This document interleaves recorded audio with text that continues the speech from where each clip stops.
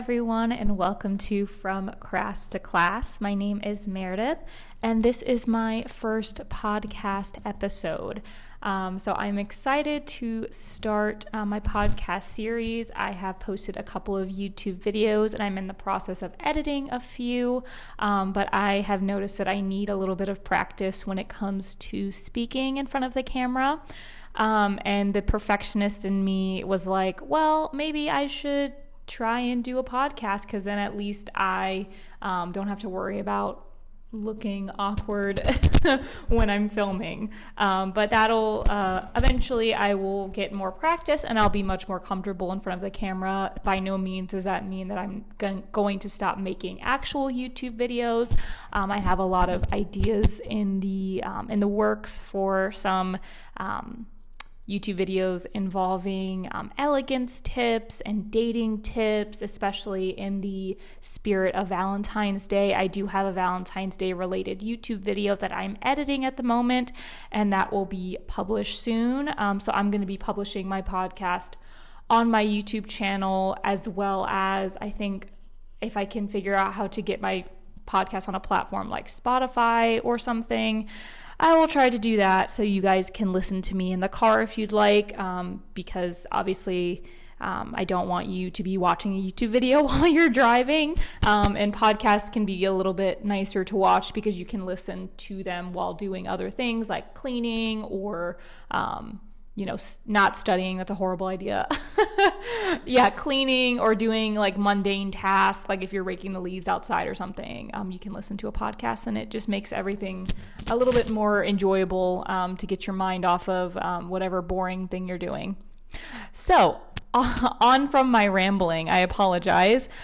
So in the spirit of Valentine's Day, I wanted to do a 7-day podcast series. So this is day 1. And I wanted to talk today about dating manners in particular, or dating etiquette. My YouTube video that's going to be coming up is related to tips for first dates.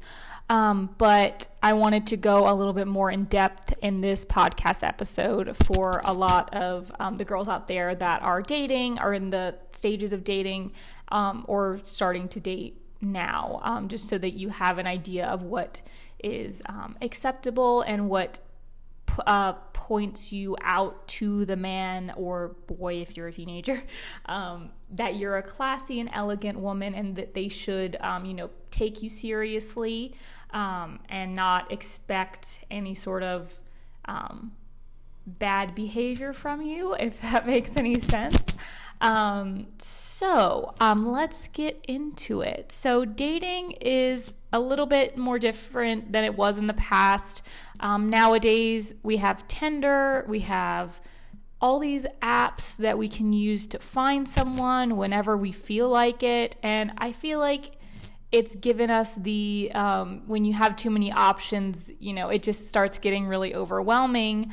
And I think it's important when you first start dating, at least when I was, I think it's important to kind of narrow your specs and stick to maybe 1 or 2 people at one time, ideally one, when you're in the dating process. I feel like whenever you date multiple people at one time, it just starts getting really sticky, and I don't know, that's just my opinion. Usually you can tell if something's going to work out or not after the second or third date, and if it's not going to work out, then you can just say honestly that it's not going to, and move on to another person if you're ready to do that.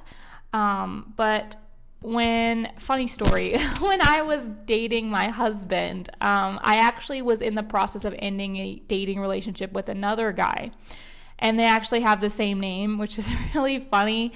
But I was talking to my coworker, and I was telling her that I was dating these 2 guys, and I remember I sent pictures of the 2 of them because she wanted to see them, because she was interested in learning about what they look like. And I was saying that I felt like I had a better relationship with my husband, like we had more interests that were in line with each other. So I had a feeling I was going to end the brief relationship I had with this other man. And I texted her because we were on Zoom, not Zoom, sorry, Skype at my work. We were online so we could Skype each other. And I asked, oh, did you get the pictures I sent you? And she said, no, I didn't get them yet. And I'm thinking, I definitely sent them. And I'm just like, oh no. And I look back at my text messages and I accidentally sent them to my husband. Well, he wasn't my husband at the time, but I sent the pictures to him. And I was like, oh, these are the guys that I'm dating right now. That's all I really said. And then he texted back and said, I'm glad to see I'm being compared. So that's partially, I just had that mishap. So I just have this kind of, after that experience, I'm like, I will only date one person at a time, just so that things like very silly things like that don't happen. Obviously that was like a total mishap on my part. And he was a good sport about it. Obviously we're married now, so that didn't really affect him too much, but I kind of explained that I was in the process of ending that relationship. We just thought it was funny because they had the same name. So yeah, that was kind of an awkward situation. But I felt like you guys would find that amusing. So be careful who you're sending things to on text messages and things. Try and double check before you send them. Kind of like when you are writing a paper, you want to make sure that you're double checking and making sure there's no errors, and that you're submitting your paper to the right person, because that was really embarrassing. But being honest is definitely something that you need to do when you're in the dating stage. I think it's really important for girls to let whatever guys know, like, hey, I'm dating other people right now. Or honesty is very, very important when it comes to dating. Just because nobody wants to blindside anyone, because that's not very nice and it makes people feel really bad. If you think that what you're doing is going to hurt someone, or if someone was doing that to you, then you shouldn't be doing it. Like, imagine that you were on the other side and you were the one being betrayed. I don't think you would be too happy about that. And I feel like nowadays girls have been getting away with very egregious behavior. The trashiness, the very provocative dressing, the cursing, all of that is just so, there's not enough correction anymore. And this behavior isn't looked down upon like it should. And I think that's the reason why a lot of elegance channels are becoming very popular right now, because I feel like a lot of girls are missing that big sister element. They're missing that motherly figure to kind of guide them and show them what's appropriate and what's not, especially in dating, because that's where a lot of girls get hurt. And that's why I wanted to focus this week's podcast episode specifically on like romance and what kind of behavior is appropriate and what behavior is not. So, sorry I went off on a little bit of a tangent. I guess that kind of gives you guys a little bit of a better understanding of why I created this channel and the purpose of it for you ladies out there. I actually am a big sister, so I kind of wanted to extend my sisterly advice to whoever wants to listen to me. So dating manners and dating etiquette. So men don't like when you're not humble. So if you're constantly bragging about, say you got a promotion at work, and that's great. That's awesome that you did, but you shouldn't be gloating about it or talking about it extensively if you're on a date, even if it's with someone you've been dating for a couple of months, and talking about all the things that you did to deserve it and whatnot.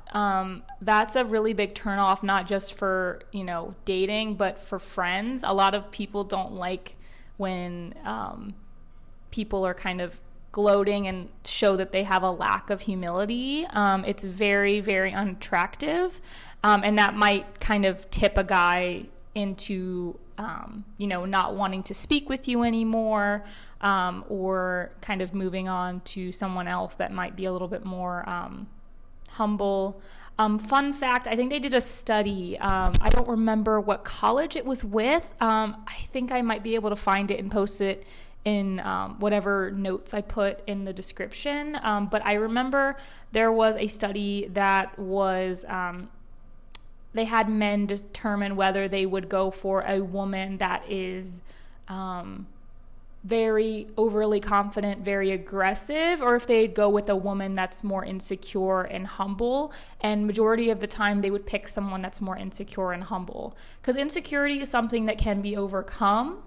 And that's something that a lot of men want to help their partners with. That's something that my husband helps me work on, is some of my insecurities, because I'm very far from perfect. As you go on your elegance journey, you will know that it's not about being perfect. It's about kind of showing yourself in the best light that you can, and making other people feel comfortable around you, and making people kind of appreciate your aura.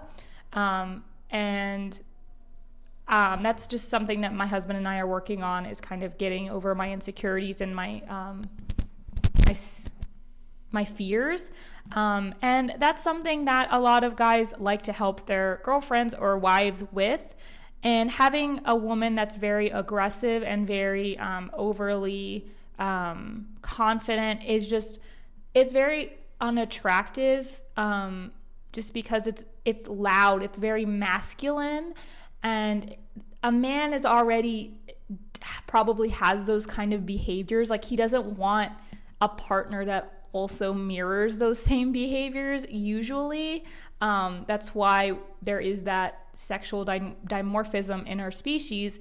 The man is more aggressive, more large, more strong, and they have us. We're more feminine, more soft, more caring, and we're like foils to one another in a way. And it's just very complimentary. And I feel like a lot of men nowadays feel as though women have become way too masculine.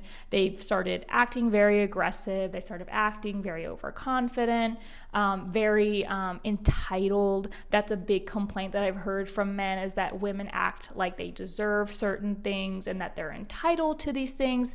They're entitled to men paying for them on dates.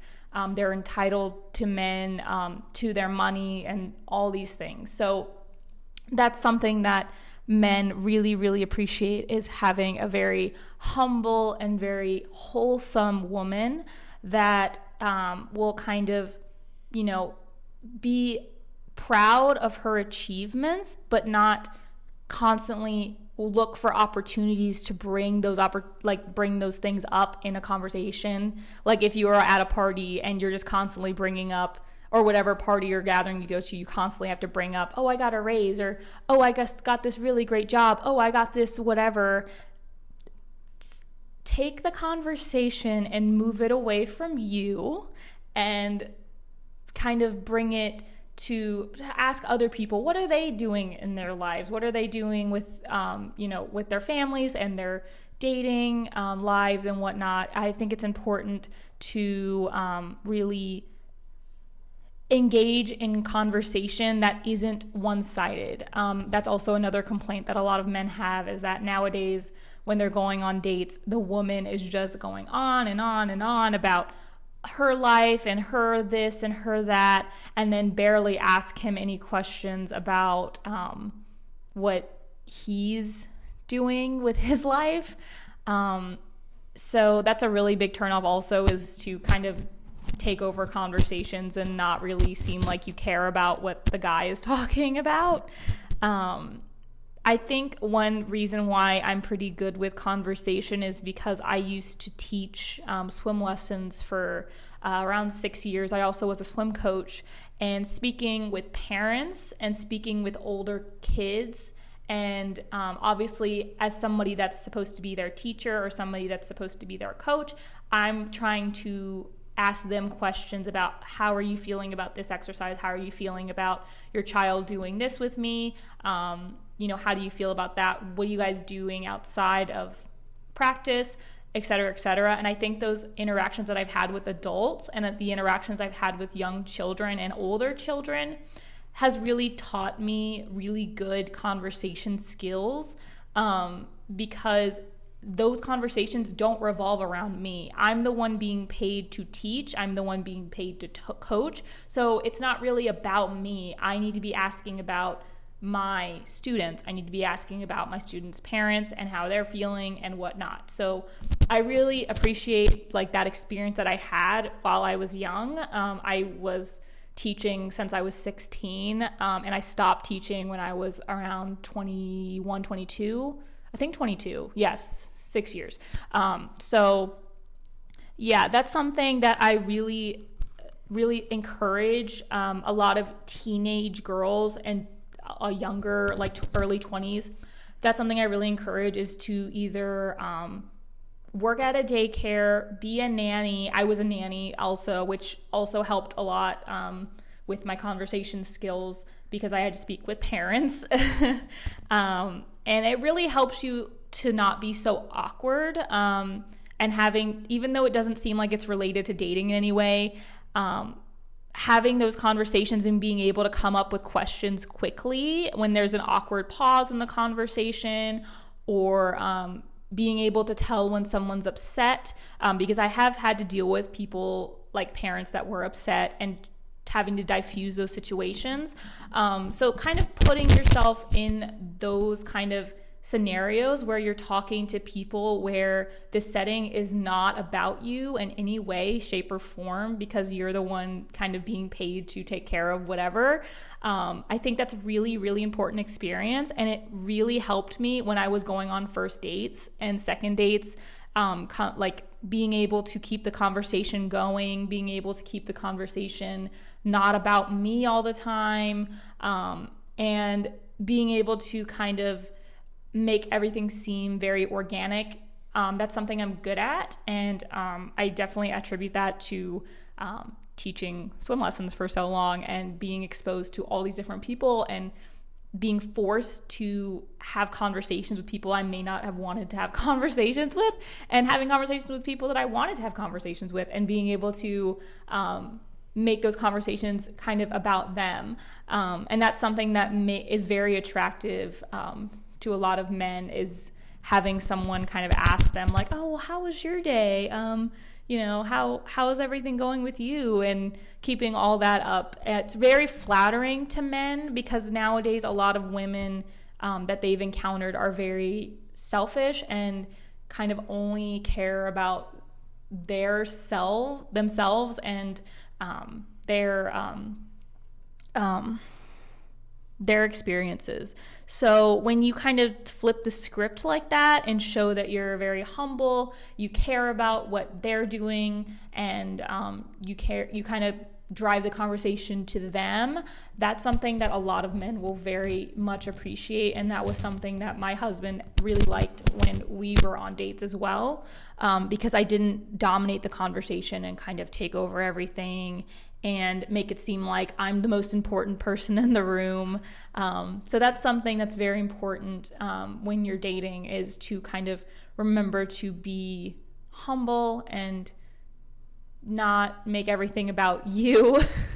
I know it can be a little bit difficult, especially when you're really excited and you want to make yourself seem really interesting, and you want to just talk about every cool thing you've ever done in your life.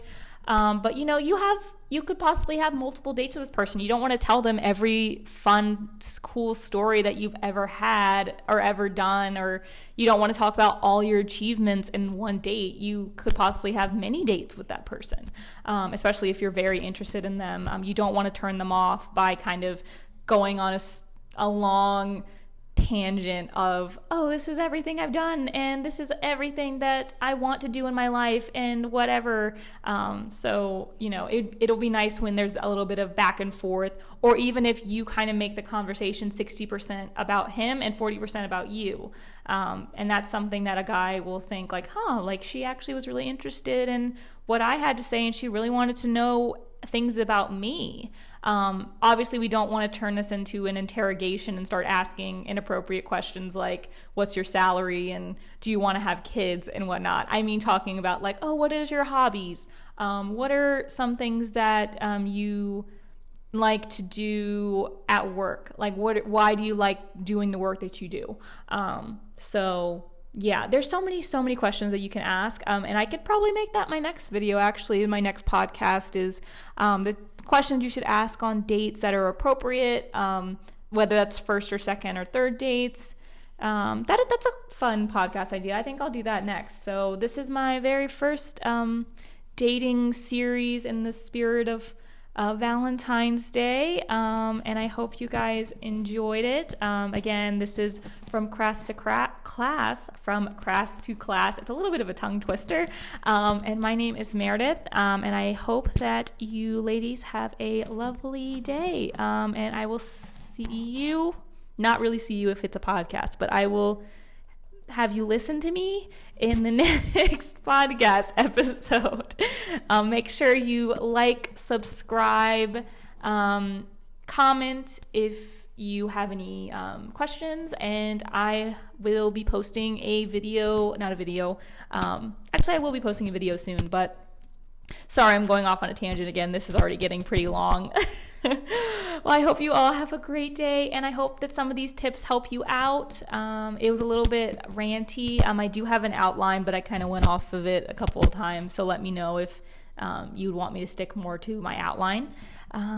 Thank you so much for listening, and subscribe, comment, like, all that good YouTube stuff. I'm going to figure out where I can put my podcast that's not YouTube. And I also have a blog that I have recently posted.